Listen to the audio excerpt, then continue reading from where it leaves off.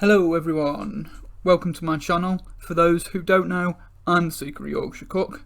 Welcome back if you're a subscriber, and hello for the first time if you're new here.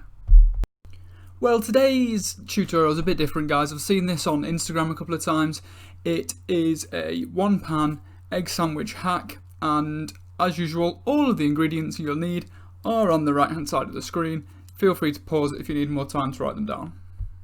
And lastly, guys, just before we jump into this video, I post most Sundays around about 4 o'clock, so please do drop this video a like, comment below and consider subscribing and hit that notification bell.